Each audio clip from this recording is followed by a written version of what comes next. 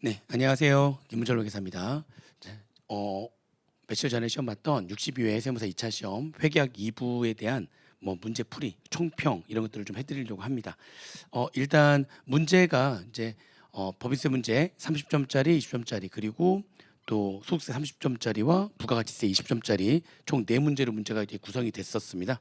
문제가 난이도는 전체적으로 어땠느냐 해가지고 보면은 난이도가 작년은 절반 이상이 난이도가 상이었단 말이죠. 근데 올해는 난이도가 좀 어려운 문제 같은 경우에는 여기 첫 번째 문제 1번에 물음 1번 얘는 난이도가 상이된 이유가 문제가 좀 명확하게 출제가 안 된 부분들도 좀 있어요. 그래서 문제 좀 이따 풀어드리겠지만 문제를 풀 때 이런저런 문제들이 좀 있었기 때문에 그래서 문제가 더 어렵지 않았나. 그래서 사실 문제 1번에 물음 1번이 어렵게 문제가 나와버리면 그러면 전체적으로 문제를 어렵게 느끼는 경우도 많은데 이번 문제는 그러면 바로 넘어갔어야 되는 거고 딱 넘어갔을 때에 당연히 아마 문제를 좀 이렇게 넘기시다가 보면은 부가가치세 문제가 가장 쉽다는 게 딱 느꼈을 거예요. 부가가치세 문제는 총 20점짜리 문제로 출제가 됐는데 8점하고 12점짜리로 총 20점으로 문제가 출제가 됐는데 사실 20점이면은 한 20분 정도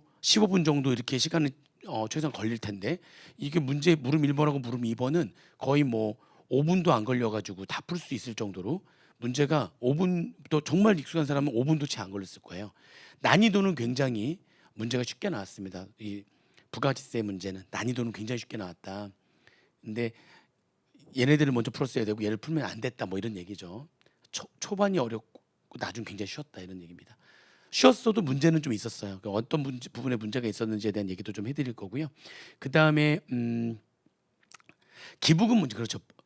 소득세에서도 기부금 문제가 있었는데 이게 8점짜리였었죠. 얘가 물음 1번이 10점짜리, 물음 2번이 12점짜리, 그리고 물음 3번은 8점짜리였는데 이 기부금 문제는 시간도 많이 걸리는 문제였고요. 또 문제 안에 또 헷갈릴 수 있는 함정도 또 있었기 때문에 굉장히 어려운 문제였었습니다. 시간도 많이 걸리고 필요경비에도 산입도 해야 되고 오타가 났네요. 필요경비 산입도 해야 되고 그리고 기부금 세액공제도 해야 되고 해야 될 것들이 많았고 그래서 시간이 좀 많이 걸리는 데다가 중간에 또 이 법인세하고 헷갈려가지고 순간 헷갈려서 그래서 함정에 빠질 수도 있는 그런 부분도 있었기 때문에 그래서 좀 문제가 좀 어려운 문제가 아니었느냐. 어려운 문제는 문제 중에서 전반적으로 어려운 문제는 이렇게 두 문제 정도가 어렵지 않았나 싶었습니다.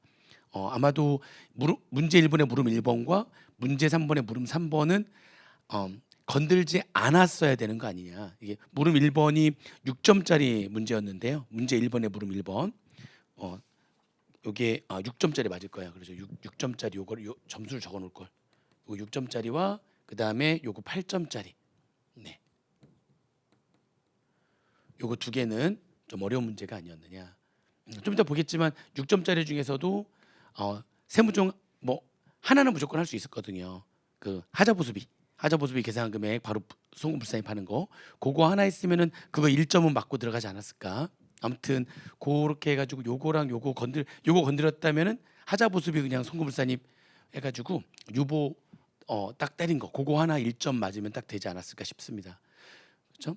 여기 기부금 같은 경우에는 기부금은 전체적으로 특례 기부금 해당액이라든지 그 문제 안에 기부금이 질문 특례 기부금 필요용비 산입액 어차피 한두 내 금액이었을 거니까 특례 기부금 필요용비 산입액 해가지고 그 금액 이제 그 용역 제공했을 때에 특별 재난 지역에 용역 제공했을 때 그 금액 특례 기부금 해당되는 금액 계산해 가지고 그 금액을 특례 기부금 해당액을 해가지고 집어넣으면 그거는 점수를 좀 맞지 않았을까. 근데 그것도 아는 사람들이 하는 거지 시험장에서 생각 안 났으면은 아마 못 풀었을 것 같아요. 아무튼 요 두 개는 어려웠고요. 그리고 난이도가 하인 게 지금 많은 거죠. 난이도가 지금 문제 1번에서도 물음이 5개 중에서 물음 이렇게 3개가 물음 3개가 하였고요. 문제 2번도 이게 동차생들은 합병하고 연결이랑 합병을 공부를 안 하고 들어가니까 문제 2번을 다 날렸을지도 모르겠는데 문제 2번의 물음 자체는 굉장히 쉬운 문제였어요. 그래서 아마 유해생들은 다 준비를 하고 들어갔을 거기 때문에 아마 다 맞지 않았을까라는 생각이 좀 들고요. 거기 물음제 1번에서 물음 4번에 요게 중이었습니다. 요게 중. 요게 업무무관자산 관련된 이자가 요게 한도에 걸려가지고 남은 이자가 전부 다 송금불사입 되는 건데 그거를 뭐 정신없이 계산하다 보면 이게 한도에 걸렸는지 잘 보이지 않아가지고 그래서 막 지저분한 숫자가 막 나오는데 그 지저분한 숫자를 그냥 송금불사입 해버리지 않았을까. 이게 한도에 걸리기 때문에 남은 위에서 다 송금불사입 되고 남은 이자가 다 송금불사입 다 되는 겁니다. 결국에는 모든 지급이자가 다 송금불사입 돼버린다는 거죠. 한도에 걸려가지고 그런 부분 때문에 살짝 시간도 좀 걸렸고요. 한도에 걸린 부분이 있어가지고 약간 이걸 중으로 분류를 했습니다. 문제 2번의 연결도 이게 합병은 정말 쉽게 나왔고요. 연결 같은 경우에는 이게 기업업무 추진비 직부인액 이제 배분을 해야 되는데 기업업무 추진비의 직부인액은 그 직부인한 그 해당 법인에만 배분해야 되는 거거든요. 그런 부분들 기억을 좀 할 수 있었는지 그런 약간 좀 주의해야 될 점이 있어가지고 또 중으로 분류를 했습니다. 자, 소득세 문제 3번 문제인데 소득세에서는 물음 1, 물음 2, 물음 4 전반적으로 준비를 확실하게 했으면은 제가 중으로 이렇게 얘는 상이었고 물음 1번하고 물음 2번을 중으로 했던 이유는 일단 자료가 많이 나와가지고 일단 이게 자료가 많이 나왔으니까 금융소득금액 계산할 때에도 중간에 뭐 하나만 잠깐 헷갈려가지고 하나가 이게 뭐지 이게 과세가 안 되는 거던가 과세가 되는데 이게 분리과세던가 뭐 약간 요런 비과세던가 요런 좀 약간 헷갈린 부분들이 좀 있었을 수 있었을 것 같아요. 자료가 많아서 그래도 중으로 분류했고요. 그러면서 이제 그 물음 안에서의 질문들 중에 이자 속의 원천지유세 계산하는데 좀 주의사항이 있었습니다. 그러니까 예를 들면 외국 법인에서 받은 배당이라든지 걔네들은 우리나라에서 원천지수가 안 된 거니까 그리고 비영업대금 이익도 우리나라에서 원천지수가 안 된 거라고 했었는데 아무 생각 없이 문제 풀다 보면 비영업대금 이익이니까 25% 원천지수를 막 이렇게 곱했을 수도 있을 것 같아요. 그런 좀 주의사항들이 좀 있었고요. 또 외국납세 공제 외국에서 받은 배당에 대해서 외국에서 납관세액이 있었잖아요. 외국납세 공제를 해야 되는데 그게 한도에 걸렸죠. 한도에 걸렸기 때문에 그 외국납세 공제 그 한도에 걸리는 부분에 대해서 이제 계산이 들어갔느냐 그런 것들 때문에 일단 조금 주의할 사항들이 좀 있어가지고 그래서 이걸 중으로 이렇게 분류를 했고요. 그리고 근로연금 기타 수금액은 어렵진 않았어요. 사실 하라고 하려고 했는데 이것도 이제 근로연금 기타에서 이런 것들이 좀 잘 너무 구석진 부분이어가지고 대한민국 미술대전에서 상금하고 부상을 받았대요. 그러니까 이거를 국가 등으로부터 받은 상금하고 부상 등 안에 이게 들어가는 내용이어서 얘가 비과세가 되는 거구나라고 하는 거를 생각을 명확하게 했었어야 되는데 이게 좀 구석진 부분이다 보니까 이게 대한민국 미술대전 상금하고 부상이 이게 국가 등으로부터 받은 상금 부상이라면 비과세인데 국가 등으로부터 받은 상금하고 부상이 아니라 이제 공익단체라든지 아니면 다수가 경쟁하는 그냥 대회에 참가해서 받은 상금하고 부상이라면 얘는 비과세가 아니라 과세가 되면서 80% 필요한 의제가 적용되는 거 아닌가 이렇게 좀 생각을 할 수도 있었던 부분이어가지고 이 부분 하나 때문에 약간 사람들이 조금 얘를 비과세로 할 건지 아니면 80% 필요한 의제가 적용되는 과세가 되는 걸로 했을 건지 좀 약간 막 고민했을 것 같아요. 그래서 그것 때문에 중을 한 거고요. 걔 빼고 나머지 근로나 연금 같은 경우에는 이렇게 좀 중이라기보다는 좀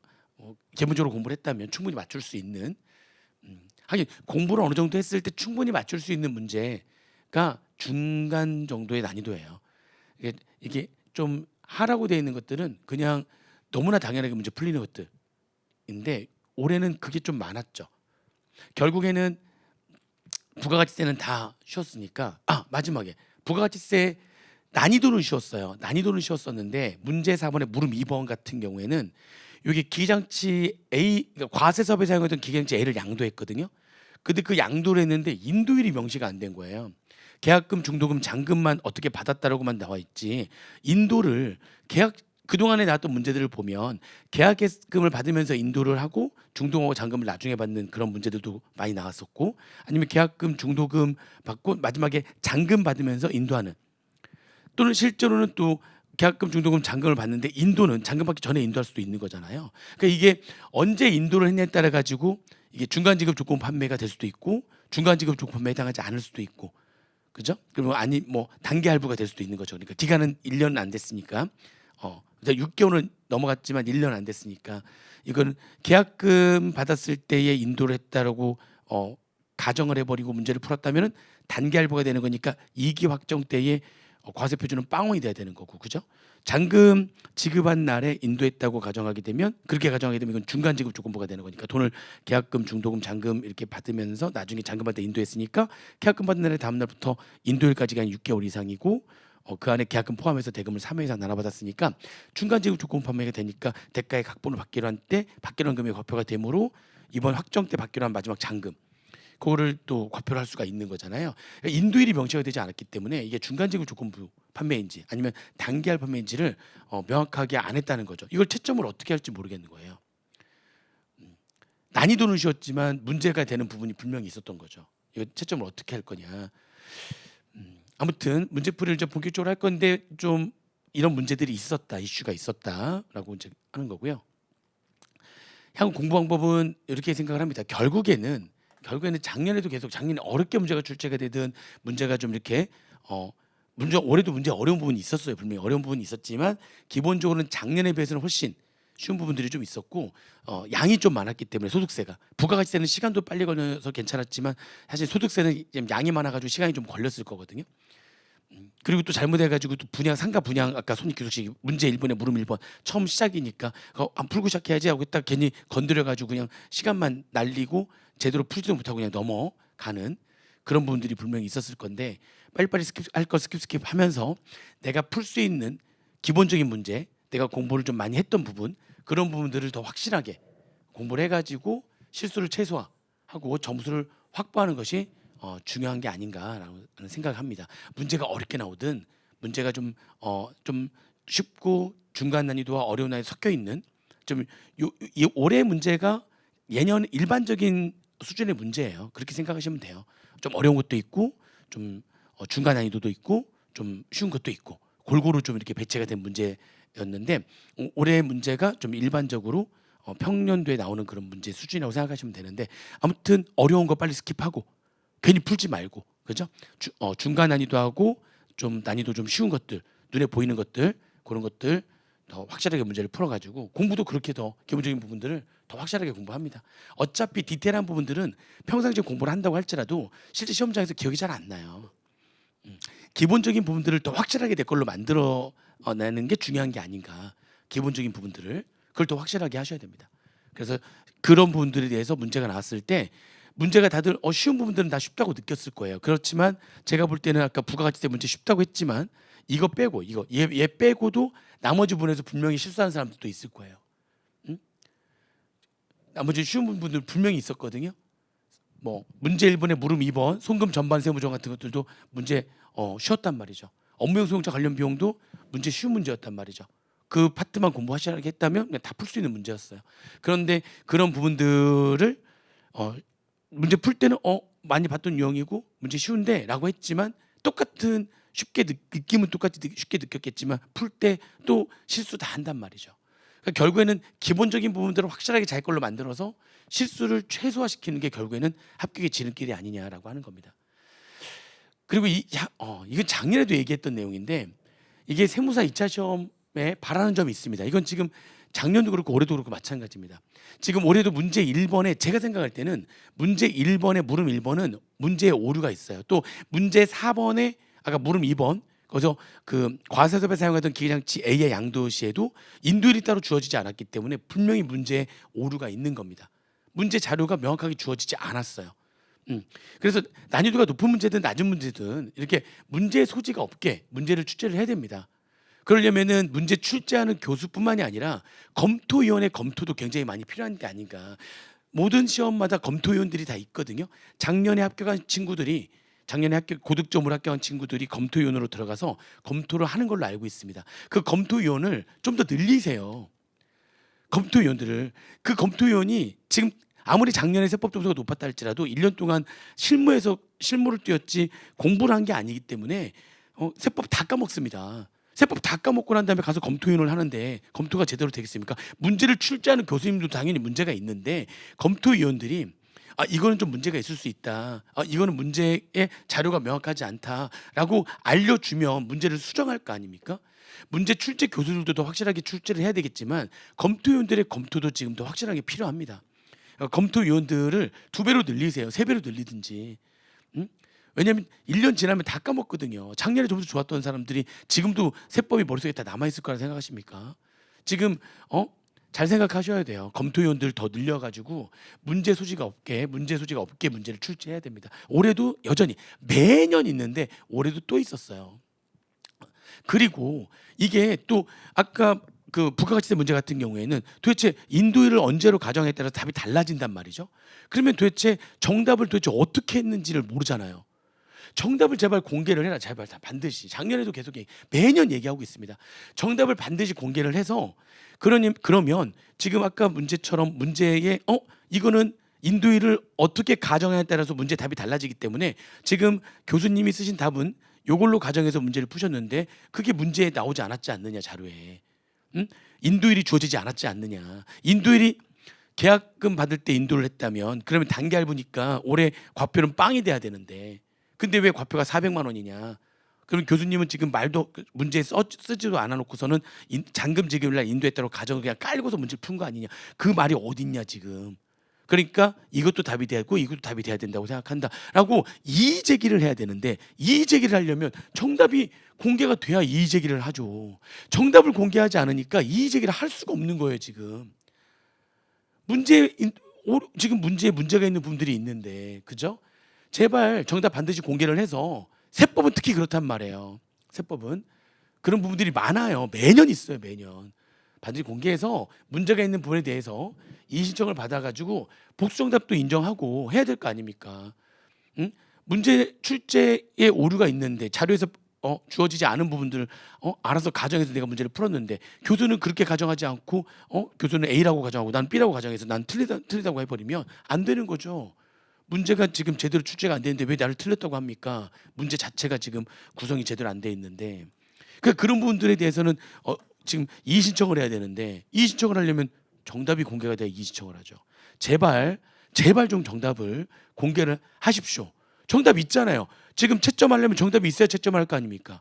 그럼 지금 교수님들이 만들어 놓은 정답이 있을 거 아닙니까? 그럼 공개하면 되잖아요. 왜 그걸 공개 안 하십니까? 공개를 해야지 우리가 이의 신청을 하죠. 문제가 있는 부분에 대해서 문제가 있다고 얘기를 답으로 도대체 어떻게 했는지 봐야 지금 이의 신청을 할 거 아닙니까? 제발 올해 몇 년째 계속 얘기하고 있는데요. 정답을 반드시 공개해서 문제 있는 부분에 대해서는 이의 신청을 할 수 있게 해달라. 그리고 이게 1차랑 다르게 2차는 문제가 있으면은 근거를 마구마구 제시할 수 있거든요. 제발 해가지고 복수정답도 인정해 주시기 바랍니다. 됐습니다. 그러면은 문제풀이를 이제 본격적으로 들어가 볼 텐데요. 문제가 너무 쉬운 문제, 이건 뭐 너무 당연한 문제들은 빨리빨리 문제를 풀어보고 나가겠습니다. 풀어보고 나가고 그리고 좀 어려운 문제들 같은 경우에 뭐가 문제가 됐는지도 좀 얘기를 하면서 문제를 좀 풀어보도록 할게요. 네. 자, 문제. 자, 보세요.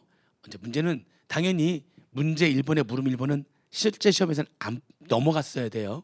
넘어갔어야 되는 문제인데 저는 문제 이제 순서대로 이제 문제 저는 풀어 드릴 거지만 넘어갔어야 되는 문제입니다. 문제 1번입니다. 문제 1번. 자, 다음 자료 바탕으로 각 물음에 답하시오. 각 자료는 상호 독립적이며 주어진 자료 이외의 사항은 고려하지 않는다. 단 전기까지의 세무조는 적정하게 처리되었다. 자료 1번에 대안에 25기 사업연도 상가 분양 공사에 대한 자료다. 대안은 24년도 3월 1일 날 상가 50채에 대해서 분양을 시작했대요. 분양 계약제에게는 상가를 26년도 10월 31일 날 완공 즉시 인도할 예정이고요. 상가 한 채당 분양 가격은 1,000만 원이래요. 오케이, 여기까지는 다 오케이. 자, 1,000만 원이다. 모든 상가의 한 채당 분양 원가는 모두 동일하다고 가정을 한다. 근데 이제 경기 상황이 좋지 않아서 25년도 10월 31일 현재 분양률이 80%래요. 그러니까 올해 분양률은 현재 80%다. 그러면서 그러니까 미분양분이 있다는 거죠. 미분양분이 있는 거다. 계약금 등의 수령 내역 및 상가 건설에 투입된 분양 원가는 다음과 같다 해가지고요. 그러니까 지금 24년도에 전체 1,000만 원, 그러니까 한 채당 1,000만 원이고 그리고 50채니까 내가 전체 받아야 될 금액이 5억이잖아요. 그러니까 계약서상에 전체 50채에 대한 받아야 될 금액이 나오는 거죠. 이때 계약금 2억, 그죠? 그다음에 1억 5천, 1억 5천, 그죠? 분양 가격 한 채당 다 1,000만 원이니까, 그리고 50채에 대한 분양이니까 전체 5억 된 거고요. 그렇게. 근데 지금 80%가 분양됐으니까 이때는 80%만 딱 계약금 받은 거죠. 그러면 이게 왜 그러면 1억 5천에 80%면 1억 2천 받아야 되는데 중도금을 그렇게 못 받았네요. 지금 보니까 다 중도금을 못 받았어요. 다 잔금 어차피 내년 거니까 관계없는데 중도금을 다 못 받았네요. 왜 그랬느냐? 근데 그제 또 뒤에 또 그 내용이 나옵니다.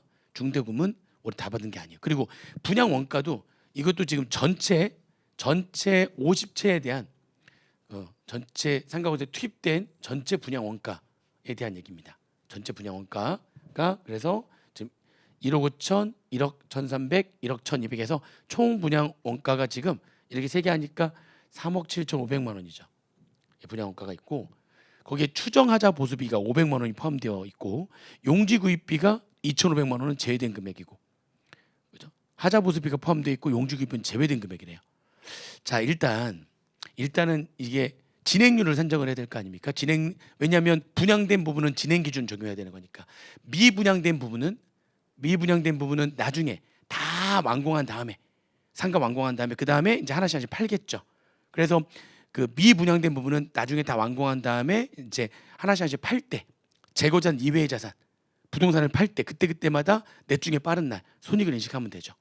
넷 중에 빠른 날 대금 청산일 하나씩 팔 때마다 소유권 이전 등기일 인도의 사용수익 기준에서 빠른 날 손익을 인식하면 되는 거고요. 분양된 부분 예약 매출이니까 분양된 부분은 진행 기준 적용해 가지고 손익을 인식해야 됩니다. 그러면 진행률을 계산을 해야 되는데 문제가 있죠. 문제가 처음부터 딱 문제가 있는 게 지금 추정하자 보수비에 대한 예가 나왔어요. 그럼 이 하자 보수비 추정된 하자 보수비를 진행률 산정할 때 포함을 시켜 가지고 진행률 산정할 거냐, 아니면 걔를 빼고 나머지 원가들만 가지고 진행률을 산정한 다음에 그 하자 보수비를 뿌릴 거냐, 진행률에 따라서 누적 진행률에 따라 가지고 이걸 얘를 전부 다 배분할 거냐. 그렇게 배분하려면은 진행률 산정할 때에 하자 보수비 추정된 하자 보수비를 진행률 계산할 때에 포함시키면 안 되는 거죠. 근데 그게 어떻게 되어 있느냐? 사실 국제 기준에 명확하게 언급되어 있지 않지만 그래도 국제 기준의 내용을 보다 보면 그게 하자 보수비 같은 경우에는 공사비의 직접 원가가 아니다 보니까 공사비에 해당되는 직접 원가가 아니다 보니까 진행률 산정할 때 걔는 고려하지 않고 진행률 산정을 하는 게 타당하다고 다들 그렇게 국제 기준에서는 그렇게 해석하고 있습니다. 그래서 국제 기준을 적용하는 법인의 경우에는 이게 진행률을 어떻게 할 거냐, 세법에서는 총 공사 예정 원가분의 누적 공사 원가, 누적 공사 발생 원가 차지하는 비율이 진행률이 된다고만 돼 있지 세부적으로 그 안에 내역은 어떤 걸 집어넣어야 될지 세법에서 명확하게 언급하고 있지 않기 때문에 세법에서 명확하게 언급하고 있지 않으면 일반적으로 타당하다고 인정되는 기업 표준을 따라야 되잖아요. 근데 국제계 기준에서는 하자보수 추정된 하자보수비 진행률 산정할 때 어떻게 진행률 산정할 때 포함해서 진행률 산정해야 된다 안 해야 된다 언급은 명확하게 없지만 그 전체적인 내용을 보다 보면 걔는 빼고서 해야 된다고 그렇게 다들 해석하고 있단 말이죠. 그렇게 문구로 보다면 그런 비슷한 문구가 있단 말이에요. 그래서 걔를 빼고서 다들 하는 거죠. 근데 일반 기업회 기준, 비상장 법인에게 적용되는 일반 기업회 기준에서는 명확하게 하자보수비 앞으로 공사 완공된 이후에 추정되는 하자보수비, 그 하자보수비를 당연히 공사 원가인데 그거를 공사가 완성된 사업연도에 공사 원가를 한다라고 명확하게 돼 있단 말이에요.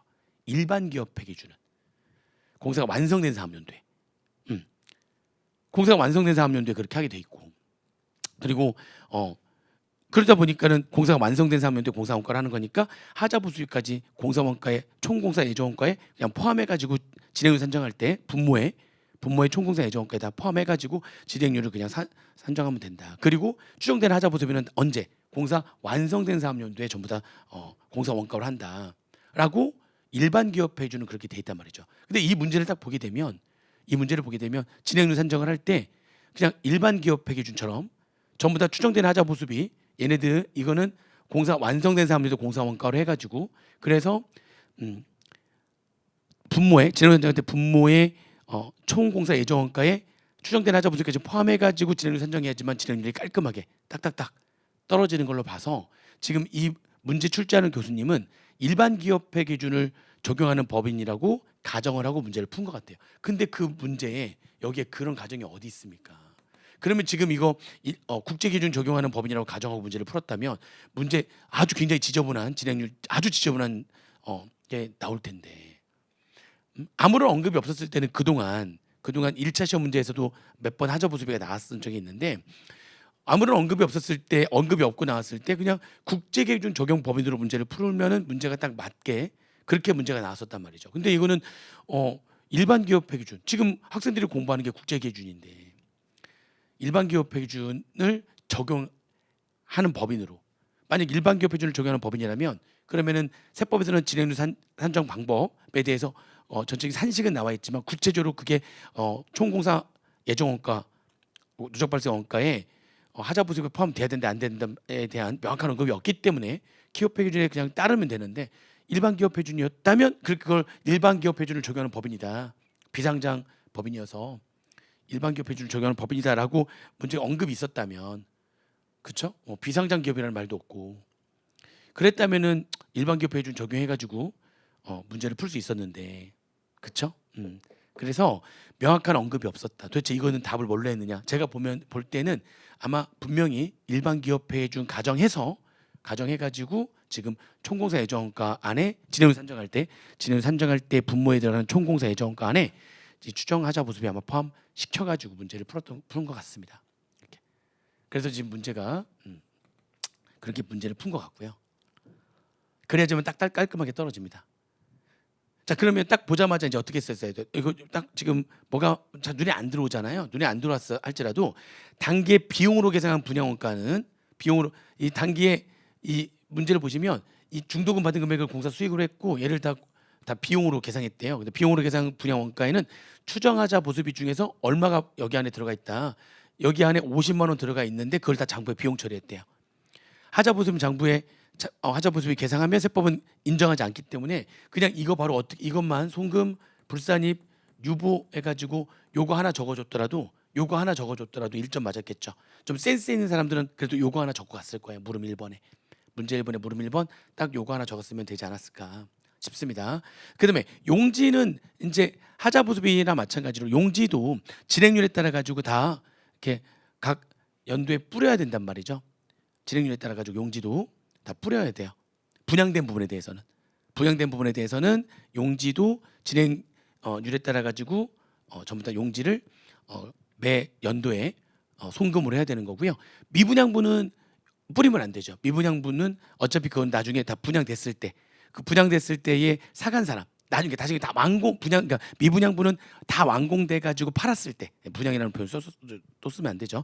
다 완공돼 가지고 팔았을 때 그때 누군가에게 팔았을 때 그때에 이제 원가가 돼야 되는 거니까 미분양분은 이제 남겨둬야 되고요. 분양된 부분은 80% 분양됐다고 했으니까 걔네들은 진행률에 따라 가지고 사업연도에 똑같이 배분을 해야 되는 거죠. 그렇기 때문에 당연히 용지는 또 진행률에 따라서 뿌려야 되는 거니까 당연히 진행률 산정할 때에 총공사 예정원가에 들어가면 안 되는 거죠. 그래서 용지를 근데 얘는 어떻게 했냐면 구입자의 재고자산으로 계산한 다음에 완공 시점의 공사원가로 회계 처리할 거래요. 그러니까 지금 장부에 지금 용지는 아예 비용으로 계산이 안 돼 있는 거죠. 근데 분양된 부분에 대해서 진행률에 따른 각 진행률에 따른 분양된 부분에 해당되는 부분에 대해서 진행률에 따른 원가들은 용지를 배분해 가지고 송금을 해야 된다는 거죠. 그거는 그렇게 하면 되는데 문제는 이제 진행률 계산하는 것부터가 명확하게 어떤 기업회 기준을 적용하는 법인이라고 나와 있지 않았기 때문에 문제의 소지가 있는 문제가 됐다. 그 다음에 문제는 또 이거예요. 그러니까 이제 8번에 발생한 분양 원가를 다 공사 원가로 계산했고 장부 비용 계산했고 분양 계약적으로 수령한 중도금은 다 공사 수익으로 계산을 했대요. 그럼 올해 제대로 된 공사 수익 계산해 가지고 이제 세무적으로 하면 되는데 문제는 7번입니다. 분양 계약자의 사정으로 인해서 두 채의 상가에 대해서 계약 해제 요청을 받았으며 해당 두 채에 대해서는 중도금을 못 받았대요. 계약금만 받고 끝냈다는 거죠. 그러니까 결국에는 지금 50채 중에 분양률이 80%니까 분양된 거는 사실 40채였단 말이죠. 근데 25년도에 그러니까 이것도 지금 앞뒤말이 전혀 안 맞는데 25년도 중에 지금 분양계약자의 사정으로 두 채 상가에 대해서 계약 해제 요청을 받았잖아요. 그럼 결국에는 이 두 채에 대해서는 계약이 해제가 된 거 아니에요? 계약 해제. 이 계약 해제 요청을 분양계약자가 계약 해제 요청을 하게 되면 분양계약자의 사정이기 때문에 그러니까 이것도 명확하게 언급이 있어야 돼요. 계약서에 어떻게 되어 있다. 예를 들면 분양계약자가 지금 계약금을 냈어요. 계약금이 꽤 돼요. 계약금이 지금 전체 금액의 5억 중에 2억이니까 계약금만 40%거든요. 계약금이 40%면 엄청 계약금이 큰 겁니다.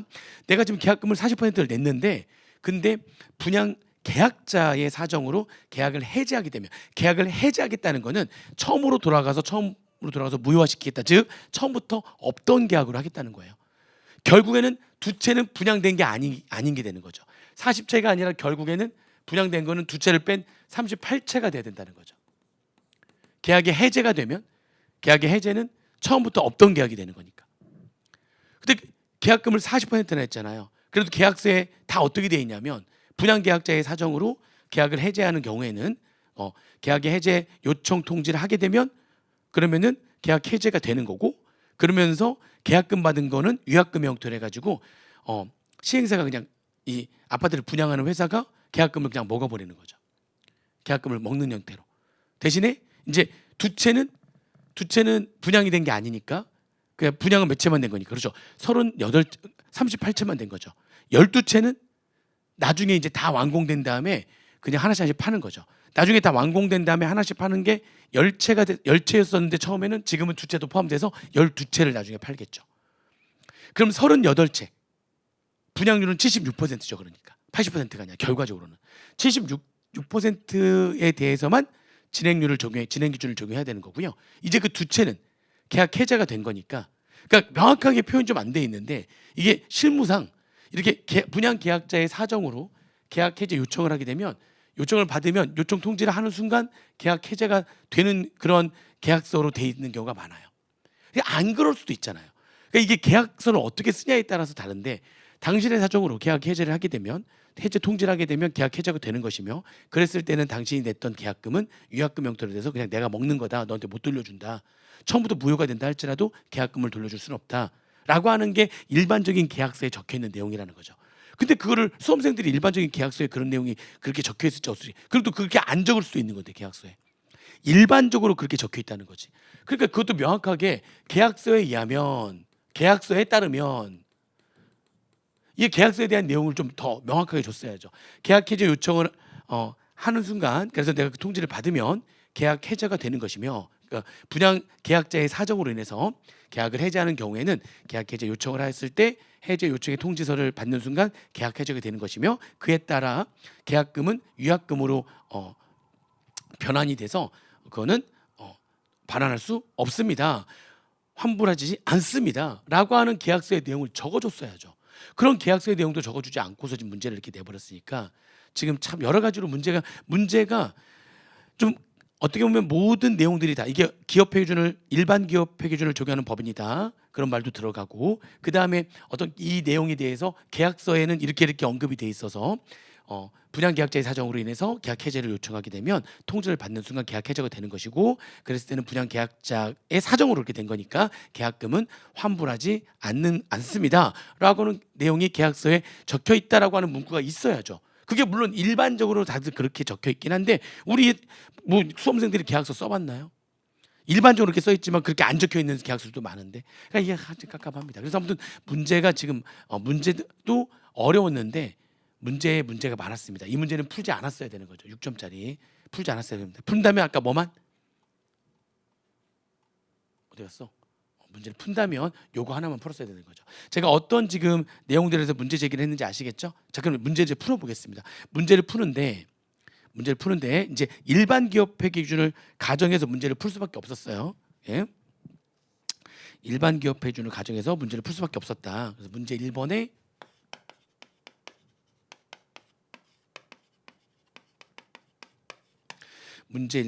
물음 1번에 지금 세무조가 소급 처분을 하는 거니까 근거를 적어야 될 거 아닙니까? 근거 해가지고요. 근거는 먼저 이제 진행률을 구해야 되는데,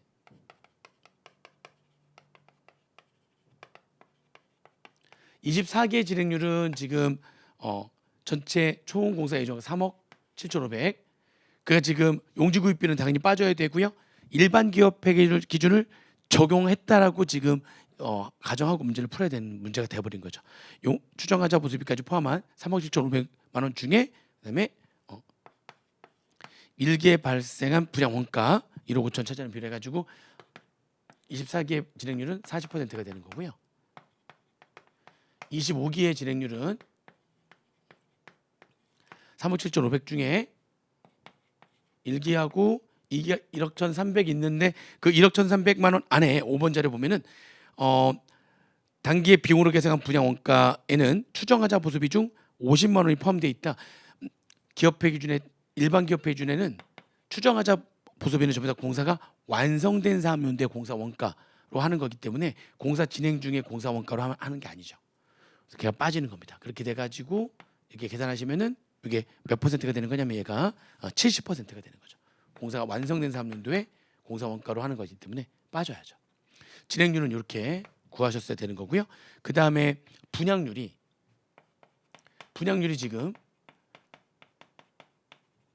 지금 이것도 문제를 잘 봐야 될 게, 24기에 그러면 24기에는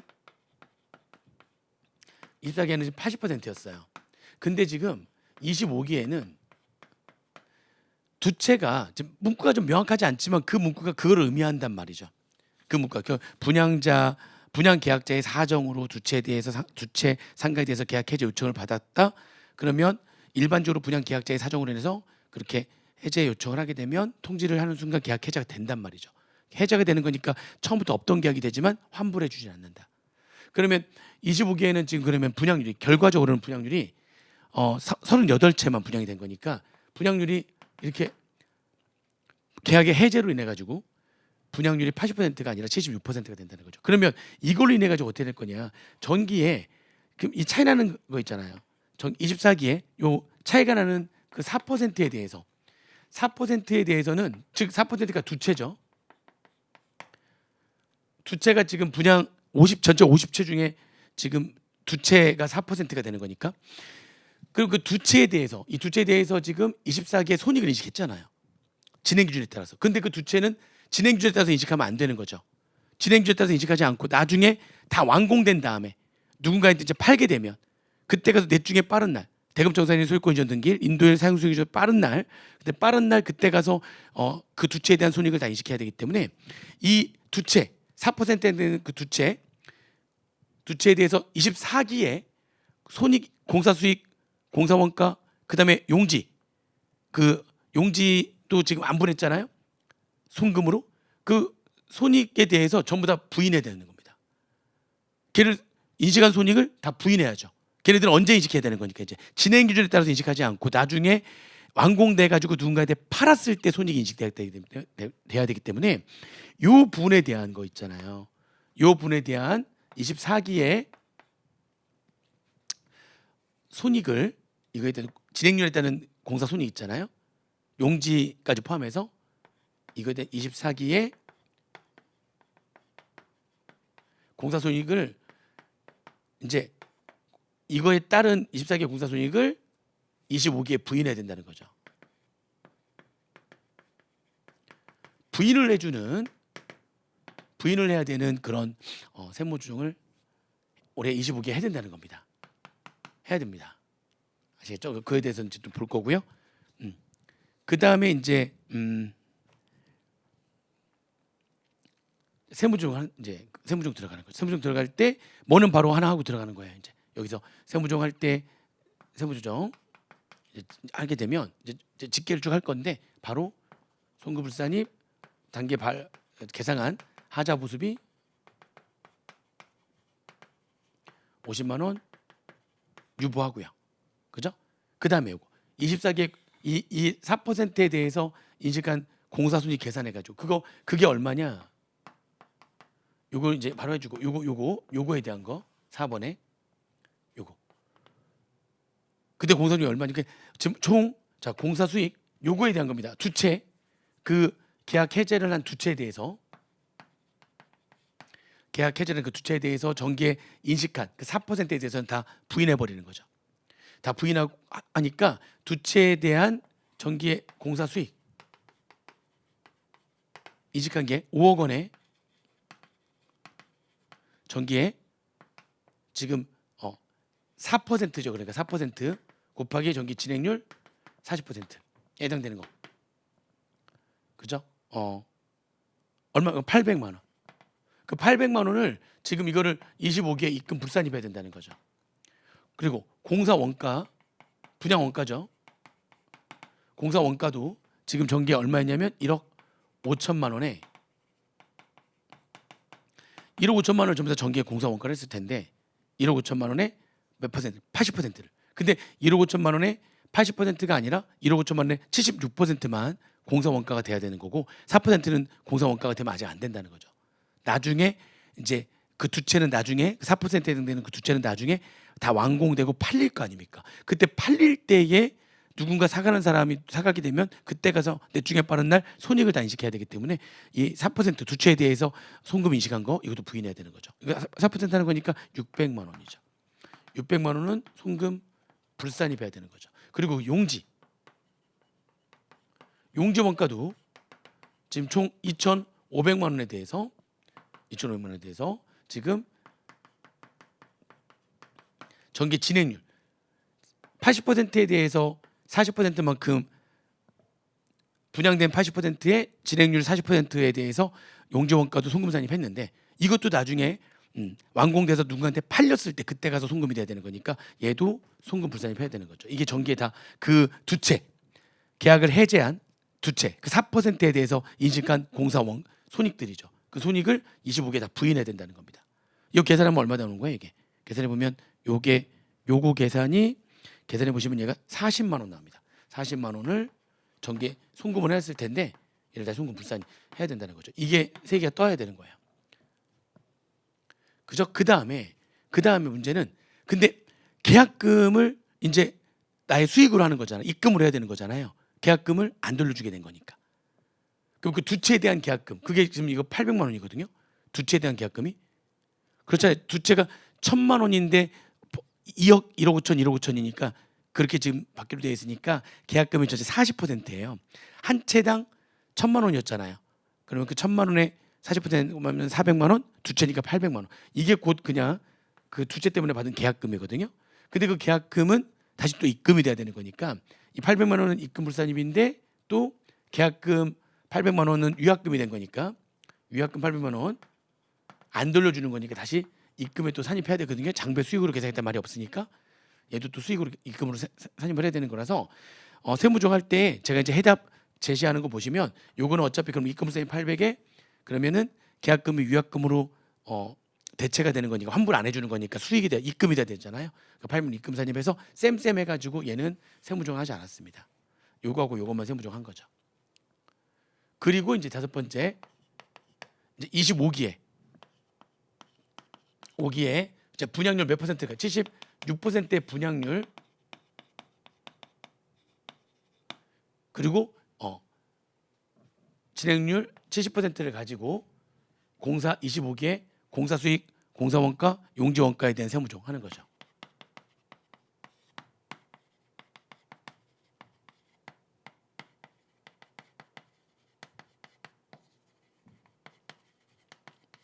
이게 장부에는 어떻게 했냐면 공사 수익을 올해 받은 중도금을 공사 수익으로 잡았다고 되어 있고요. 1억 1,520만 원. 공사 원가는 이렇게 잡았다고 되어 있는데 그 중에 이미 50만 원을 지금 부인했으니까 50만 원 부인했으니까 그 50만 원 빼서 부인했으니까 1억 1,250만 원만 이제 이미 50만 원 부인됐으니까요. 그것만 세법하고 부인하시면 되고 용지원가는 아예 손익으로 계산하지 않았대요. 세법은 그럼 어떻게 할 거냐 해가지고요. 여기 이제 계산 들어가면 되죠.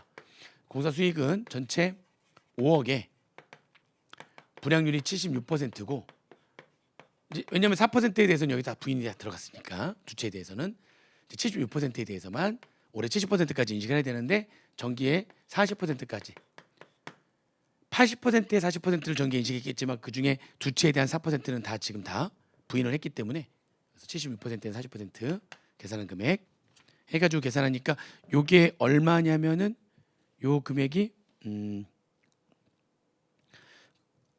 1억 1,400. 야, 1억 1,400.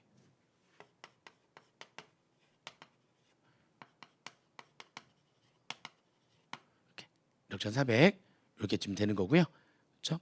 그다음에 여기 공사 원가는 얘가 이제 예를 들면 여기 공사 원가 요 공사 원가는 지금 1억 1,250만 원. 50만 원은 지금 이제 부인됐고요. 요게 그 하자 보수비를 제외한 실제로 지출된 올해 공사 원가잖아요. 이거의 76%가 만 전체가 아닌 분양원가의 분양률인 76%만 세법상 공사 원가가 돼야 되는 거고요. 그 금액은 8,550만 원 되는 거고요. 그리고 용지 여기가 8,550만 원.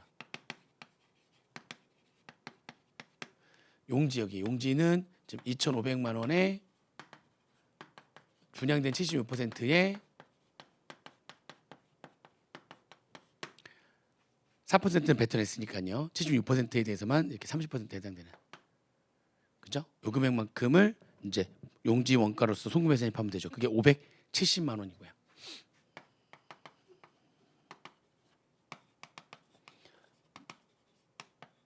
그래서 이렇게 세무정이 뜨는 겁니다. 세무정 하는 거니까 입금 불산입 120만 원 마이너스 유보. 그죠? 공사 원가는 요거 차이 나는 거 하니까 얼마예요? 차이는 2,700만 원 유보. 송금 불산입 2,700만 원 유보. 용지 원가는 송금 산입 570만 원 마이너스 유보 해가지고 이렇게 세무정이 됐을 거예요. 그죠? 그럼 올해 세무정은 요 세 개에다가 세무정제 집계할 때는 여기 요 하자보수비 부인한 거 요거 그리고 공사 수익은 800만 원 입금 불산이 부인해야 되는데 계약금이 유약금으로 대체가 되면서 또 입금이 돼야 되는 거니까 쌤쌤에서 얘는 세무정 안 했고요. 공사 원가 600만 원, 전기 공사 원가 600만 원 소금 불산입, 전기 용지 원가 40만 원 소금 불산입. 그죠? 하나, 둘, 셋, 넷, 다섯, 여섯 개 세무정을 해줬어야 되는 거죠. 물음 1번에. 물음 1번이 문제가 많았습니다. 좀 어려운 문제였어요. 그렇죠? 자, 그다음에 이제 물음 2번은 가는데 물음 2번은 그냥 바로 답이 나오는 것들이었죠. 얘도 지금 세무정을 하게 돼 있는데 물음 2번은 1번은 취득세 5천만 원을 전부 다 비용으로 처리했대요. 근데 그 5천만 원 중에서 토지에 해당되는 부분이 3,200만 원, 건물에 해당되는 부분이 1,800만 원. 토지에 해당되는 부분을 장부에 비용 처리했으면은 토지로 잡아주시면 되는 거죠. 그래서 얘 3,200만 원 바로 송금, 이런 불산입 하고요. 지금 자산의 추정가를 구성해야 되는 거니까 유보 이렇게 하시면 되고, 그리고 이 건물에 해당되는 1,800만 원만큼을 지금 비용 처리한 거는 얘는 직생각 의제를 적용해가지고, 그죠? 회사 계산 강사비하고 상각 범위에 각각 치분 계산하시면 되고요. 단기 강사비가 지금 562만 5천 원인데 거기에다가 1,800만 원 더한 금액을 회사 계산 강사비로 하는 거고요. 취득 원가는 직생각 의제니까 지금 4억 5천만 원에다가 직생각 의제인 1,800만 원 더한 금액을 세법상 취득가액을 해서 그래서 0.05 20년이니까 그렇죠? 곱하기 취득을 10월 달에 했으니까 3개월 곱하기 10분의 3 해고 나온 금액을 상각 범위로 해가지고 각상각 10분 계산하시면 됩니다. 그죠? 그렇게 하면은 얼마 나오냐면은 건물에 대해서 상각 10분 계산하시면 1,777만 5천 원. 건물에 대해서는 얘하고 비교하면 상각 부인액이 뜹니다. 1,777만 5천 원이 소득세 유보가 되는 거고, 그 다음에 손해배상금이잖아요. 납품기일 지연으로 인한 지체상금 500만 원과 제조물 책임법에 따른 손해배상금 450만 원이 발생해서 다 비용 처리했대요. 자, 납품기일 계약 조건, 정부의 납품계약 조건에 따른 납품기일 지연으로 인한 지체상금 500만 원 비용 계산한 거 이거 다 송금으로 인정. 얘는 얘는 세무조정이 없는 거고요. 근데 이게 법에 따라 가지고 지급해야 되는 손해배상금, 그러면서 실제 발생한 손해액을 초과해서 지출하는 손해배상금. 실제 발생한 손해액이 얼마인지 모르면 이제 지급한 금액의 전체 배수가 3배니까 3분의 2 해당되는 금액을 송금 불사임하는 금액으로 한다. 그렇죠? 그래서 얘만 3분의 2에 해당되는 금액, 3분의 2에 해당되는 금액이 결국엔 300만 원이죠. 징벌적 목적의 손해배상금 3분의 2에 대한 금액 송금 불사임 300만 원 하시면 되고요. 기타 사유출. 그다음에 신주 발행과 관련해서 발생한 등록면허세 120만 원과 보유하고 있는 과밀학적 권력에 대한 교통위반 부담금 다 비용 처리했대요. 교통위반 부담금 무슨 공과금이죠. 공과금은 뭘 잘못해 가지고 내는 거라든지 아니면 안 내도 되는데 내는 임의 출연금이라든지 또는 폐수 배출 부담금이나 아니면 장애인 고용 부담금 이런 것들은 법을 위반해 가지고 내는 거니까 걔네들은 송금 불사임되지만 그게 아닌 나머지 무슨 부담금들은 다 송금입니다. 얘는 다 송금이니까 세무조정 안 뜨고요. 등록면허세는 신주 발행비가 되는 거니까 송금 불사임하고 기타. 신주 발행비니까 주발초의 차관 계정이잖아요. 기타. 근데 이게 어떤 책에서는 뭐 기타 사유 유출로 한다. 사실 뭐 기타 사유 유출이나 기타나 그게 뭐 문제가 되지는 않습니다. 어차피 원천유도 하지 않는 거고, 그렇죠? 사후 관리하지 않기 때문에 기타로 하든 기타 사유 유출로 하든 관계가 없는데 그래도 신주 발행비로 보는 거니까 이론적으로 한다면 주발초의 차관 계정으로 해야 되는 거고 신주 발행비니까 그러면 자본의 구성 내역 차이니까 기타라는 게 맞지 않겠느냐 그렇게 하시면 되겠고요. 그 다음에 개발이익 환수에 관해서 토지개발 부담금은 송금이지만 일단 자산의 추정가를 구성하게 한 다음에 그 토지를 처분하게 되면 송금산입하는 거죠. 전부 다 얘를 비용 처리했네. 일단 자산으로 잡고요. 토지의 추정가를 구성하게 한 다음에 근데 60% 팔았네. 그럼 이거에 대한 60%를 다시 송금 산입 2개 뜨면 되겠네요. 1,400만 원 송금산입 유보. 그다음에 거기에 대한 60% 하면은 840만 원 마이너스 유보 이렇게 하면 되죠.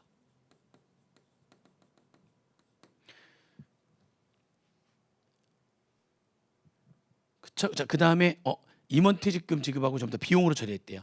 임원퇴직금의 퇴직금의 지급 규정을 별도로 두고 있지 않대요. 그러면은 퇴직전 1년간의 1,900 곱하기 10% 곱하기 근속 연수 한 금액을 한도로 해가지고 한도를 초과하는 금액만 송금불산입 상여라고 하시면 되겠네요. 그죠? 그래서 임원퇴직금 한도 초과 한도를 계산하면 되는데 퇴직 전 1년간의 1,900을 알려줬어요.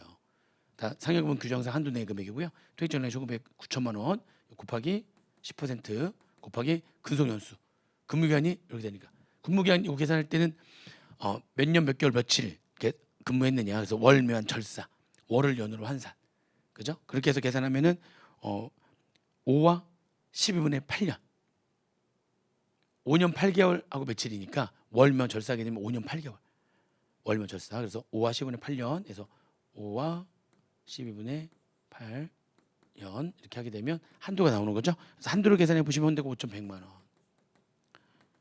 근데 6,500원이니까 한도 초과 1,400만 원.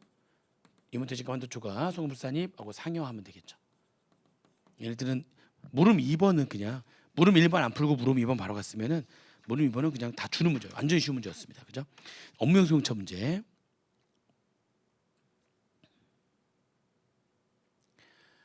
제조불량에는 국세 25기 사업용도 업무수용차 관련된 자료다 해서 개별 소비세 과세 대상 업무용수용차 1억 3,200만 원 부가세 포함 당연히 보세 포함해서 추정하는 거죠. 그리고 걔를 이제 만약 비용 처리 때문에 직세가 의제가 되겠지만 별도의 말이 없으니까 원리대로 부가세 포함해 가지고 다 자산의 추정가로 했겠죠. 감가상각비는 4,464만 9천 원을 감가상각비로 계산을 했어요. 그래서 1단계는 뭐부터 하는 거죠? 감가상각 시분 계산. 감가상각 시분 계산은 무조건 5년 정액법 강제상각. 이게 5년 정액법 강제상각. 근데 4월 달에 했으니까 10분의 9. 상각 범액은 1억 3,200만 원 곱하기 그죠? 5분의 1 곱하기 10분의 9 하니까 1,980만 원이니까 이게 세법상 송금으로 인정되는 감사합비여야 되는데 너무나 많이 감사합비를 계산했죠. 그래서 송금불산입 감가상각 부인액 2,484만 9천 원 유보가 됐을 거고요. 그 다음에 대표이사가 전용으로 사용하는 업무용수용차 D는 법인 업무용 자동차 번호판을 지금 부착을 했대요. 그리고 보험에도 가입을 했고 업무용 자동차 보험에도 가입했고요. 그러면 업무사용비로 계산을 할 수가 있죠. 근데 일단 집계를 해야 되는데 가계사비 제한 기타 비용이 1,100만 원이니까 그러면 지금 송배사비 가계사비가 1,980만 원. 그죠? 그리고 가계사비 제한 비용 당연히 뭐를 포함하고 있습니까? 비영업용 소형소형차 관련된 유지 관련된 비용이니까 당연히 그냥 송금으로 인정되는 거죠. 1,100만 원 해가지고 관련 비용 집계한 금액이 얼마냐면 두 개 합하니까 3,080만 원이 관련 비용 집계한 금액이 되고요. 운행 기록부를 작성 비치했으니까 운행 기록부에 따라서 총 주행거리분의 업무 사용 주행거리 해가지고 예분의 예 해가지고 업무 사용 비율 계산했더니 업무 사용 비율이 85%가 나왔고요. 업무 사용 비율이 85%. 그럼 사적 사용 금액 이 3천 요거에다가 곱하기 1-85 15%가 사적 사용 금액이죠. 걔는 송금 사용 상여가 되는 겁니다.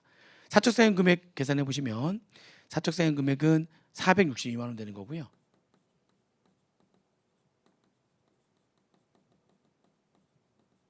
소금사용 상여 얘는 이렇게 하시면 됩니다. 그리고 업무 사용 금액 중 가계사비 요거의 85%가 800만 원 추가해야 되는데 4월 달에 추가한 거니까 월수 고려해야 되는 거잖아요. 800만 원 곱하기 12분의 9 하니까 800만 원 곱하기 12분의 9 하면 600만 원이죠. 그래서 이 1,980만 원의 85%한 금액이 600만 원 추가하게 되면 800만 원에 10분의 9를 곱한 거 추가하게 되면 걔를 또 소금사용 유보하는 거죠. 했더니 얼마 나오냐면 이것도 여기다가 600만 원 빼게 되면 그죠? 1,083만 원 나옵니다. 1,083만 원을 송금불사입하고 유보를 이렇게 한 거죠. 세무조정하게 되면 가계상 시분 계산으로 요거 뜨고 얘 뜨고 얘 또 이렇게 3개 뜨는 거죠. 근데 그 다음 연도 26년도 25년도 거랑 26년도 거 다 물어봤으니까 20년도 1월 1일 날 얘를 처분했네요. 8,800만 원에. 그죠? 그러면 처분했으면은 일단 추인 들어가고 추인할 게 2개가 있었죠. 전기 삼각부인액 추인 처분했으니까 20년도에 바로 추인 2개 하면 됩니다. 송금, 산입, 전기 삼각부인액 그게 아까 얼마였으면은 2,484만 9천 원.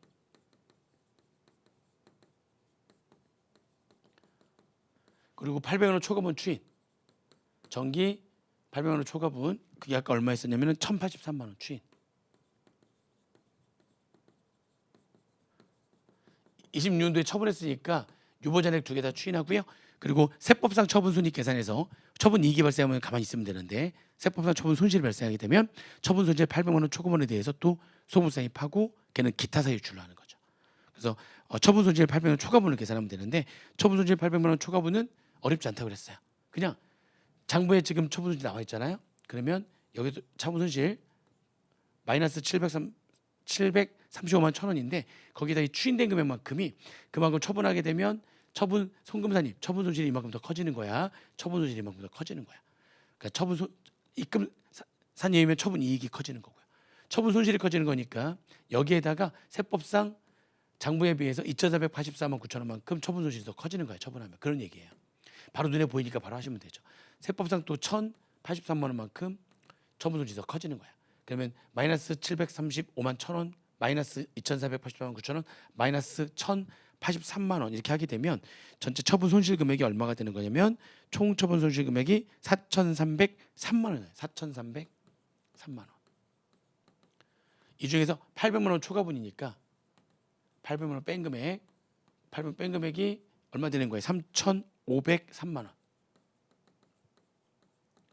3,503만 원 송금 불산입하고 기타 사유출 이렇게 하면 된다는 거죠.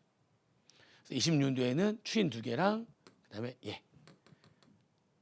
800만 원 초과분 처분 손실 800만 원 초과분에 대해서 소금세입하면 되는 거니까 그렇게 하시면 되는 거였죠. 그렇죠? 문제 3번 그렇게 물음 3번 푸시면 되고 물음 4번에 대한 겁니다. 자료 4번이 이제 물음 4번인데 얘는 지금 지급이자 소금세입하고 가제금 인정이자에 대한 세무조입니다. 그래서 보면은 지급이자 내역이 나오고 가제금 내역이 나오고 그렇죠? 추가 설명이 나온 다음에 그죠? 그리고 가중평균 차입자를 계산할 때는 소수점 셋째 자리 이하는 없는 것을 가중평균 차입자를 계산할 때 인정이자 할 때 근데 이제 보니까 그냥 세무조가 속초을 하래요. 그래서 먼저 여기 딱 보자마자 일반 차입금에 대해서 자본화를 선택하고 있대요. 그러면 예, 특정 차입금에 대한 게 있거든요. 여기 보니까는 여기 A, B, C, D 중에서 A 차입금이 공장 건물을 신축하기 위해서 차입한 특정 차입금이고 24년도에 착공해가지고 26기 중에 준공될 예정이니까 25기 중에는 계속 건설 중이죠. 그럼 25기의 건설비 적수가 9천만 원이 아니라 904억 1,050만 원입니다. 건설비 적수가 일단은 바로 지급이자 바로 요거는 송금불산입 건설자금이자 특전차금에 대한 거 2,200만 원 유보. 일반 차입금도 계산해야 되는 거죠. 송금불산입 건설자금이자 일반 차입금에 대한 거. 그죠? 금액 계산하고 속조부는 또 건설 중인 자산이 되는 거니까 유보. 그죠? 그래서 건설자금 이자 요거 어떻게 계산할 거냐 해가지고요. 자, 건설자금 이자를 계산하게 되면 어떻게 하라고 그랬어요? 예. 공사비 지출액 적수 여기 나와 있으니까 그냥 공사비 지출액에 대한 적수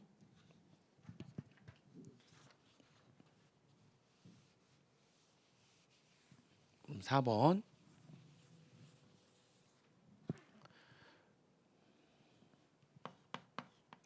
이제 꼽혀해가지고 이제 일반 차입금에 대한 건설자금 이자 계산할 때 공사비 지출액에 대한 적수가 지금 얼마냐면 공사비 이었어 지출액 904억 1,050만 원 904억 1,050만 원 그죠? 거기다가 지금 특정 차입금에 대한 적수가 나왔잖아요. 특정 차입금 적수가 730억. 그죠? 얘를 뺀 다음에 얘를 365로 나누고 곱하기 차입금 적수는 일단 얘를 뺀 차입금 적수니까 이 차입금 적수 요거 합계액 내주면 되죠. 요거 합계 얘 합계 내면 요 차입금 적수가 1,160억 7천만 원. 그거에 대한 이자 비용이 여기 있죠. 이 세 개의 이자 비용을 합하면 이게 2,500만 원. 세 개 합하면 2,500만 원. 그렇죠? 그래서 계산하시면은 분모에 1,160억 7천만 원을 365로 나누고 그죠? 분자에 들어갈 게 2,500만 원. 이렇게 하면 됩니다. 그럼 계산하면 되는데 이게 이제 평균이자율이잖아요. 평균이자율. 계산하시면은 이게 사실 이걸 쳐버리고 얘하고 자리를 바꿔서 계산하시면 딱 떨어집니다. 이게 그러면 딱 떨어져. 요거 계산하시면 이게 3억 1,800만 원 나오고요. 요것도 여기서 빼면은 지금 이게 170억 아니 맞죠? 174억 1,050만 원 나오고 그 나옵니다. 그래서 계산하시면은요. 요게 이걸 계산할 때 막 나오거든요. 그래가지고 아무튼 계산하게 되면 딱 올림하게 되면 딱 떨어집니다. 그렇죠? 그러면은 얼마가 되는 거냐면 얼마? 375만 원. 375만 원 나옵니다. 375만 원 이렇게 나오는 거죠. 그래서 이제 일반 차입금에 대한 이자 375만 원.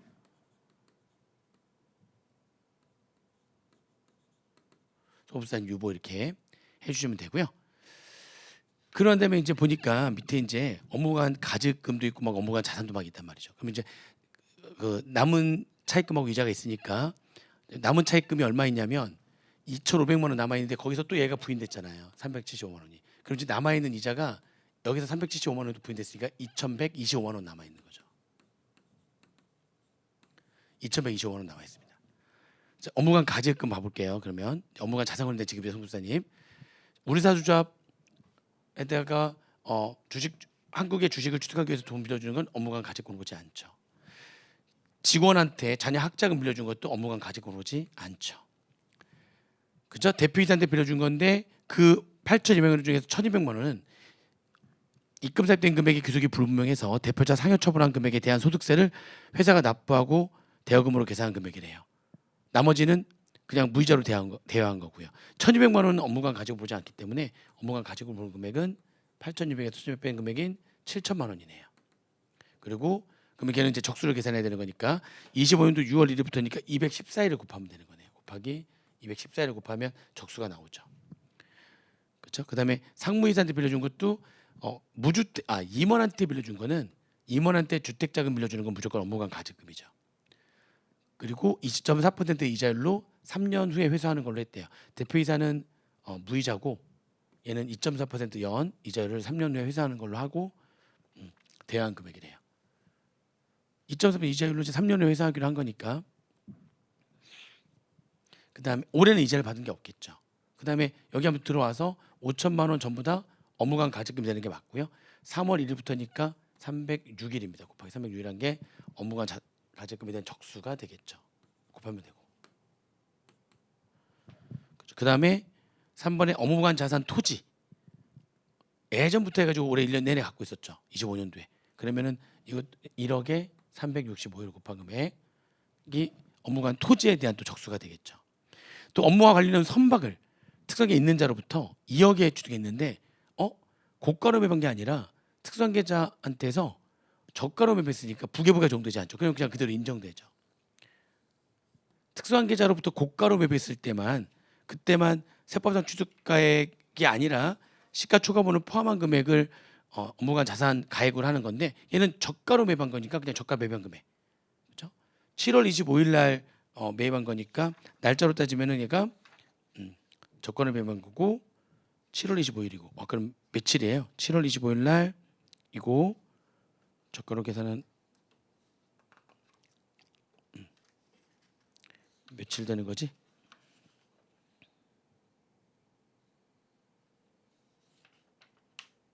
160일. 160일. 7월 5일부터 25일부터니까 여기다 160일.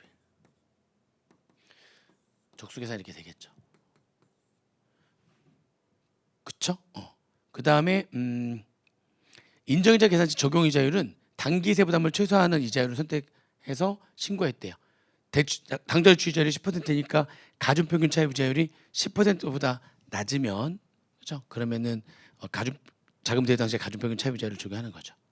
가중그 인정이자 계산할 때. 그래서 지금 다 계산하면은 적수가 대표이사에 대한 적수가 7천만 원 곱하기 214일하면은 대표이사에 대한 적수는 얼마냐면은 149억 8천만 원. 여기는 얘는 149억 8천만 원. 상무이사에 대한 적수는 5천만 원 곱하기 306이라는 거니까 상무이사에 대한 가제금에 대한 적수는 그죠? 153억.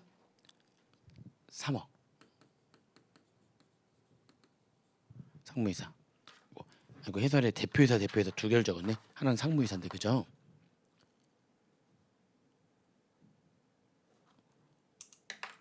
그 다음에 여기 토지에 대한 거는 1억 곱하기 365억. 얘는 365억. 선박은 2억 곱하기 160억 하는 거니까 선박에 대한 적수는 320억. 그렇게 해가지고 업무관 자산 적수 계산해가지고요. 이제 두 번째 업무관 자산에 대한 세분을 하려면 요 이자를 그냥 그대로 갖다 쓰면 되잖아요. 그러니까 지금 업무관 자산 적수 4개를 다 합하면은 업무관 자산 적수 금액이 지금 얘하고 하니까 얼마예요? 지금 685억에다가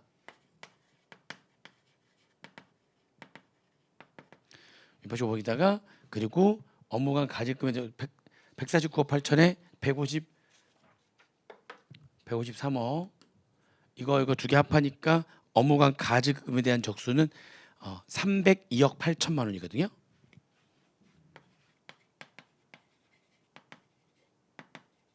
그죠? 이거 계산한 다음에 하면 이거 365로 나온 다음에 그냥 요 이자를 그냥 갖다 쓰면 되잖아요. 이게 뭐 9점 얼마 이렇게 퍼센트 나오거든요. 이렇게 계산해 보면은 요 금액 자체가 금액이 너무 커요. 이 금액을 계산해 보시면 요게 2127만 5천 얼마 이렇게 나오거든요. 근데 지금 남은 이자가 얼마밖에 없다고 그랬어요. 아까 위에 지금 남은 이자가 그래서 요거는 약간 제가 난이도를 중으로 한 게 남은 이자가 2,125만 원밖에 안 남았는데 계산하면 2,127만 5천 원이니까 더 크죠. 2,125만 원보다 더 많이 부인할 수는 없잖아요. 그래서 이게 너무나 금액이 크다 보니까 한도에 걸려가지고요. 나머지 2,125만 원밖에 안 남았잖아요. 이거 2,125만 원밖에 안 나왔으니까 이거를 업무관 자산 관련된 이자로 해서 송부사에 기타 사유출합니다. 더 크기 때문에 지금 남은 이자를 초과해 버렸죠. 그래서 요 금액을 초과하기 때문에 계산해 버리면 얘를 송금부사님하고 업무관 자산 관련된 이자, 기타 사유출 이렇게 하시면 됩니다. 됐죠? 자, 그다음에 이제 가즈급 인정이자. 가즈급 인정이자는 대표이사하고 상무이사 거.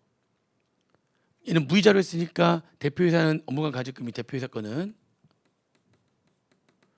149억 8천만 원 곱하기 365분의 1 곱하기 가중평균 차이부자율인데, 가중평균 차이부자율은 지금 얘네들이 전부 다 이 네 개가 지금 다 24년도에 발생했어요. 24년도에. 지금 우리 대여금은 전부 다 25년도에 다 대여금이 발생했는데, 그럼 자금 대여 당시에 다 존재했던 차입금들이고요. 제외시킬 게 없어요. 특정 차입금에 대한 이자도 이거는 가중평균 차이부자를 계산할 때는 제외시키지 않죠. 그럼 얘들을 가지고 그냥 평균이자를 계산하시면 됩니다. 1년 내내 차입금이 있었으니까 적수를 365로 나누면 되고요. 그죠? 각 적수를 365로 나누면 됩니다. 그리고 분자의 이자 비용 들어가게 되면 차입금 합계액분의 그 차입금들에 대한 1년간 이자 비용의 합계금액. 그렇게 해가지고 가중평균 차이부자율을 계산하시면 됩니다. 가중평균 차이부자율을 계산해 보면은요, 가중평균 차이부자율이 그러면 얼마가 나오냐면, 얘를 전부 다 적수를 360으로 나누게 되면 각각 차입금들이 나올 거고, 그 합계 낸 다음에 요 다 1년치 이자니까요. 올해 1년 내내 있었으니까 분자의 1년치 이자 다 집어넣게 되면 가중평균 차이부자율이 9.07 얼마 나오는데, 얘가 뭐라고 했냐면 가중평균 차이부자율은 계산할 때 소점 셋째 자리 이하는 없는 것으로 해라. 그러니까 9.07 얼마에 셋째 자리 이하는 없는 걸로 하는 거니까 9.07%. 9.07%를 10%보다 당좌 주식자보다 자금 대여 당시에 가중평균 차이부자율이 더 낮으니까 얘를 곱한 금액이 대표이자에 대한 업무관 가즈금이 되는 거고요. 아니, 가즈금 인정이자가 되는 거고요. 그 금액이 372만 2,427원. 372만 7천 72만 2,427원이 됩니다. 요거 입금산입하고 대표이자에 대한 상여 하시면 되고요. 지금 제가 여기다 막 이제 문제를 푸는 거는 해답을 다 나눠 드렸기 때문에 그 해답 다 링크 걸어놨으니까 거기서 이제 다 프린트해서 보시면 됩니다. 그리고 상무이사에 대한 건데, 상무이사는 이게 당연히 2.4% 이자로 3년 후에 회수하기로 지금 되어 있잖아요.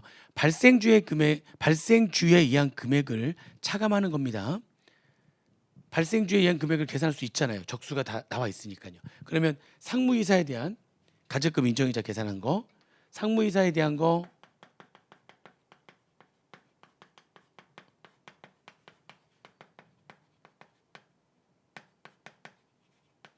가즈금 인정이자는 일단 첫 번째 인정이자 똑같이 지금 자금 대여 당시 가중평균 차이부자율이 9.07%로 똑같으니까요. 적수가 153억 3억을 365 이렇게 나누 곱하기 9.07%한 금액이 이제 인정이자가 될 거고요. 그래서 인정이자 계산해 보시면 380만 1,945원.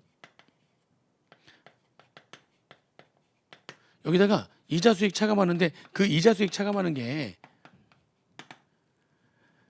발생주의 금액으로 차감하는 거라고 얘기했잖아요. 발생주의 금액으로 차감하는 거니까 153억을 365로 나누고 연이자를 몇 퍼센트? 2.4%의 이자를 받기로 했기 때문에 이게 발생한 이자 아닙니까? 이자 수익 발생한 금액 계산할 수 있잖아요. 계산해 보니까 얼마냐면 100만 6,027원. 100만 6,027원입니다. 그러면 손해난 금액은 얘에서 이거 뺀 금액이 손해난 금액이 되는 거니까요. 279만 5,918원. 279만 5,918원. 얘를 이제 입금에 산입하고 상무이사에 대한 상여로 속접을 하면 되는 거죠. 그렇죠? 그렇게 해서 문제를 풀면 되는데, 아마 이게 이제 그래도 자료가 막 이렇게 여러 가지가 있다 보니까 조금 일단 나중에 푼다고 살짝 넘어갔어도 되지 않았을까 싶기도 합니다. 자, 그다음에 자료 5번에 화폐성 외화자산 부채에 대한 평가입니다. 외화자산부채 평가인데 세무의 25기 재무상태표와 손익계산서에 표시된 외화자산부채에 대한 내용은 다음과 같다. 외화매출채권 화폐성, 외화대여금 화폐성, 현물차관 내용을 좀 봐야 되겠고 외화차입금도 화폐성이죠. 자, 근데 외화대여금은 24기 말에 5만 달러가 있었고요. 25년도 그중에 3만 달러를 회수한 후에 잔액이래요. 그래서 이제 외화대금은 잔액이 2만 달러가 있는 거고요. 자, 어떻게 하면 되는지 총액법으로 하면 쉽다고 그랬잖아요. 자, 총액법으로 그냥 하면 바로 쉽습니다. 총액법으로 하면 외화대여금은 지금 정기말 유보잔액 마이너스 유보잔액 넘어온 게 있어요. 얘 바로 추인하시면 되죠. 얘 바로 추인하시고 그다음에 나머지는 정기에서 넘어온 유보잔액에 대한 언급이 없어요. 걔밖에 없어요. 또 현물차관은 회계 담당자가 비화폐성 항목으로 판단해가지고 기말에 외화평가를 하지 않았는데 알고 보니까 25년 7월 1일 날 해외 거래처로부터 기계장치를 도입하면서 미국 화폐 달러로 상환하기로 계약한 것이다. 미국 화폐로 상환하기로 계약한 거니까 화폐성입니다. 돈 빌린 거죠. 현물차관도 결국에는 달러로 갚는 거니까 나중에 달러로 갚아야 되는 화폐성 차입금입니다. 또 그냥 외화 차입금, 외화에서 차입금 자체가 또 있고요. 나중에 달러로 갚아야 되는 것도 현물차관도 화폐성입니다. 그렇죠? 얘도 외화 차입금 화폐성이고 그리고 세무는 어떻게 하기로 했냐면 이런 일반 법인이잖아요. 외화자산 부채를 사무소 종료연재 매매 기준율로 평가한다라고 신고했으며 기말연재의 매매 기준율로 환산해야 되는 거죠. 그때 달러당 25기 말에 달러당 매매 기준율은 1,340원이다. 자, 그러면 일단 정기에서 넘어온 거 다 추인. 얘 그냥 바로 추인하시면 되죠.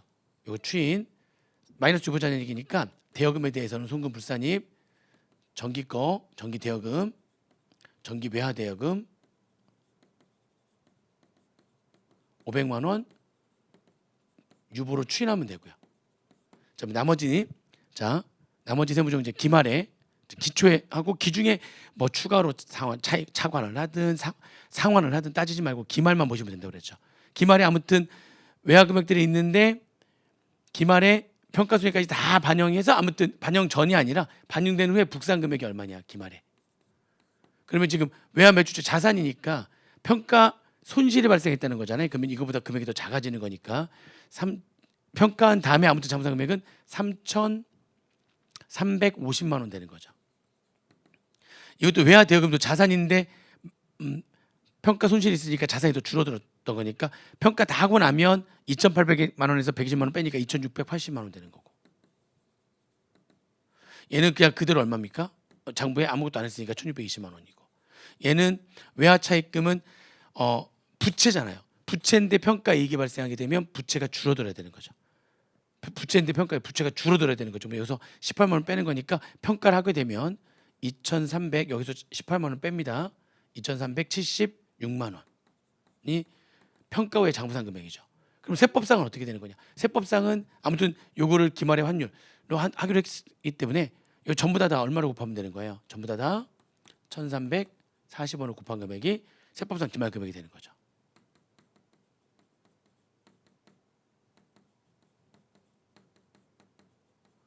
그러면 25,000달러에 1,340원 하면 이게 3,350만 원 나옵니다. 얘는 기말에 세무조정이 안 뜨죠. 외화 대여금도 2만 달러 곱하기 1,340만 원 하면 2,680만 원 뜹니다. 세무조정이 안 뜨죠. 현물차관은 12,000달러 곱하기 1,340원 하면 기말에 얼마가 되는 거냐면 세법상 기말이 1,608만 원 됩니다. 얘는 세무조정이 뜨는 거네요. 부채잖아요. 지금 부채인데 장부상 금액보다 세법상 부채가 더 작죠. 부채가 더 작으면 순자산도 커지는 거니까 현물차관은 얘하고의 차이나는 금액 12만 원에 대해서 부채가 더 작은 세법상 부채가 더 작은 거니까 입금산입 12만 원 유보. 외화 차입금도 18,000달러 곱하기 1,340원 하게 되면 2,412만 원 됩니다. 2,412만 원 되거든요. 그러니까 이것도 아마 이거 해가지고 플러스 마이너스 잘못 생각하신 것 같아요. 이거를 반영하면 2,300이 아니라 얘를 반영해 버리면 이게 이 금액만큼 더해지는 게 아니라 부채는 평가 이익이 발생한 부채가 줄어드는 거니까 2,300 이거 왜냐면 제가 이것도 지금 걱정되는 게 뭐냐면은 얘하고 얘하고 딱 더하잖아요. 그게 얼마 되는 거야? 그 더하면 2,394만 원. 에다가 18만 원 딱 더하잖아요. 봐봐 2,412만 원 되는 거잖아. 그러니까 이게 평가 손실로 떴어야 되거든요. 그러면은 부채 내 평가 손실이면 부채가 더 커지는 거니까 2,412만 원 해가지고 이것도 세무조정이 안 뜨는 걸로 지금 문제를 내고 싶었는데 이거 부호 잘못했잖아. 평가 이익을 했으니까 출제위원 잘 봐봐. 이거 평가 손실 넣어야 되는데 플러스 마이너스 헷갈린 거지. 예. 근데 아무튼 이게 이렇게 돼 있으니까 엉터리로 좀 돼 있잖아요. 아무튼 그럼 요 금액으로 기말이 요 금액이니까 요거랑 차이 나는 금액으로 해가지고 세무조정 해야 되겠죠. 이거 평가 손실 잡는다고 하다가 잘못 잡은 거예요. 원래 지금 세무조정이 지금 안 뜨게 만들었어야 되는데, 근데 지금 잘못한 거죠. 그래서 이것도 세무조정이 뜹니다. 결국에는 36만 원 차이가 난 거죠. 그래서 36만 원만큼 지금 북상 금액보다 세법상의 외화차익금이 더 부채가 더 크니까 송금 산입 36만 원 마이너스 유보. 원래 세무조정 안 뜨게 하려고 했다가 부호를 잘못 넣은 거죠. 잘못 넣었으니까 답은 저렇게 나와야 되는데 만약 이거 이것도 정답 공개해 봐야죠. 그러니까 궁금하다니까요. 정답 공개하면 제가 볼 때는 10중 8구는 진짜 자기가 문제 잘못 내놓고서 이거 세무조정 없음 이렇게 해놨을 확률이 되게 높아요. 문제 출제한 사람도 저도 문제 출제할 때 저도 실수하는데 그러니까 검토위원들이 검토를 못했다니까요. 그러니까 검토위원들 믿지 마세요. 검토위원들 더 많아야 돼요. 지금 딸랑 몇 명 데리고 검토위원 데리고 하면 안 됩니다. 검토위원들이 지금 세법을 잘한다고 생각하시면 큰 오산입니다. 세법 공부했을 때나 잘하지 실무 1년 동안 실무하는데 그 기억이나 날 것 같아요. 기억 안 난다니까요. 심각해요. 그렇죠? 그래서 1번 문제 이렇게 한번 풀어봤습니다. 네. 되셨죠? 자, 잠깐 쉬었다가 또 2번 문제, 3번 문제, 4번 문제. 4번은 금방 풀어요. 네, 이제 2번도 그렇게 오래 걸리진 않을 겁니다. 좀 쉬었다가 2, 3, 4번 문제 풀어보도록 하겠습니다. 잠시 쉬었다 하겠습니다.